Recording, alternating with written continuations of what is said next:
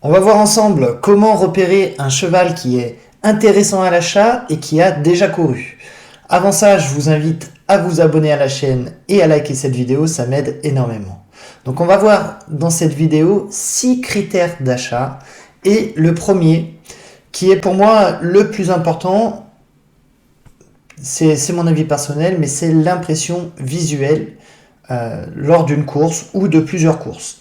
On va regarder pour ça comment le cheval, donc la course bien évidemment, mais comment le cheval finit, comment est-ce que le cheval a fait ce qu'on peut appeler un bout intéressant, donc c'est-à-dire une partie de course où il a accéléré et qui a été bonne.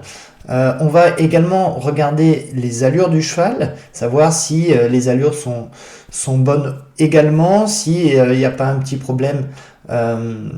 Quelquefois, est-ce qu'il se met pas à la faute parce qu'il manque un peu de poids, des choses comme ça.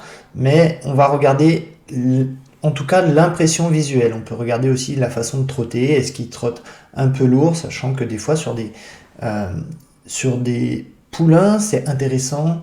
Ça peut être intéressant parce que ça peut les aider notamment lors du déferrage. Et puis c'est parfois des poulains qui manquent aussi un peu de force, donc c'est intéressant des fois de voir les poulains qui trottent un peu gros, ce qu'on appelle. Voilà. La deuxième chose que l'on va regarder, c'est savoir si il y a assez de lignes pour voir si le cheval est un retard de gain.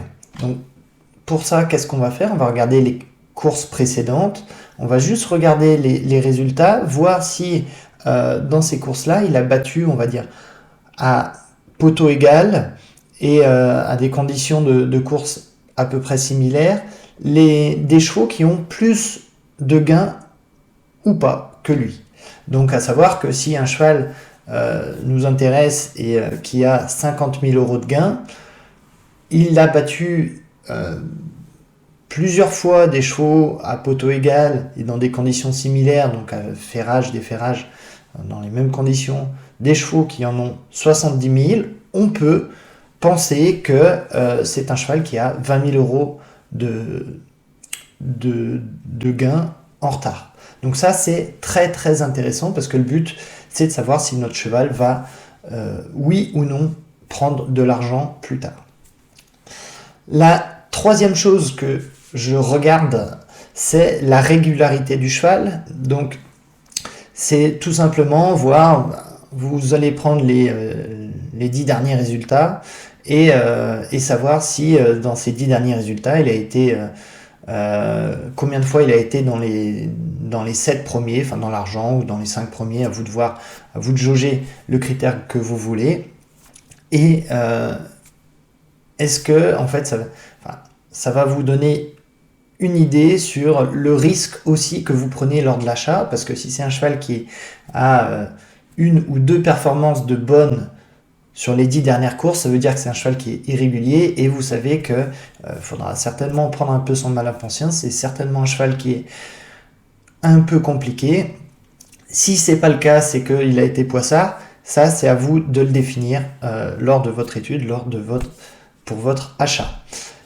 Il y a une quatrième chose qui est très importante aussi, ça va être la corde de préférence du cheval. Si le cheval a des résultats qui exclusivement, on va dire, corde à droite, que vous voulez aller le faire courir dans le sud-ouest, dans le sud-est, on va dire, dans le sud-est, il y a essentiellement des hippodromes corde à gauche, ce sera peut-être pas l'idéal pour vous.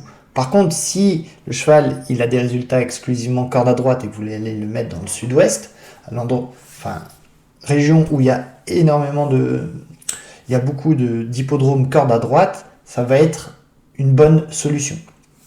Donc ça, c'est à voir aussi. Si c'est un cheval qui a beaucoup de sous aussi, qui ne tourne qu'à droite, ça peut être compliqué aussi parce que les bons engagements sont exclusivement du côté de Vincennes. Donc à vous de voir où est-ce que vous voulez faire courir votre cheval et ça va impacter sur son futur entraîneur.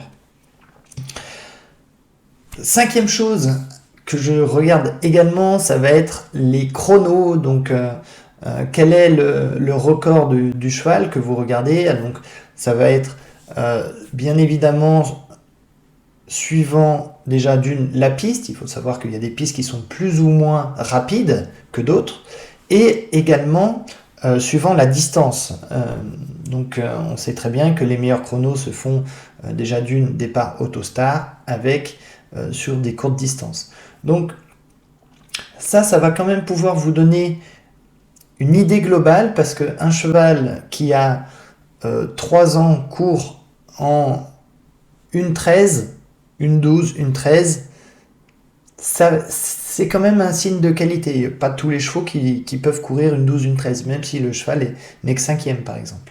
Mais ça peut vous donner une petite idée sur la qualité du cheval. Et la dernière chose que je vais regarder, ce seront les pistes d'amélioration que vous pourrez apporter suite à l'achat. À savoir, est-ce que c'est un cheval qui a été déjà déferré? Est-ce qu'il y a eu des artifices d'utiliser déjà sur le cheval?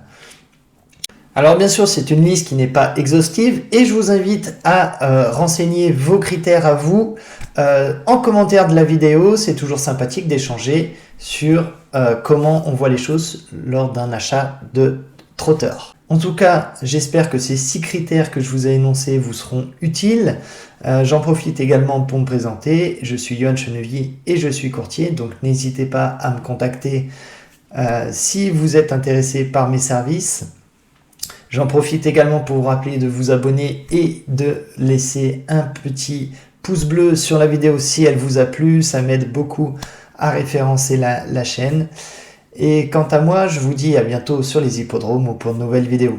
Allez, salut!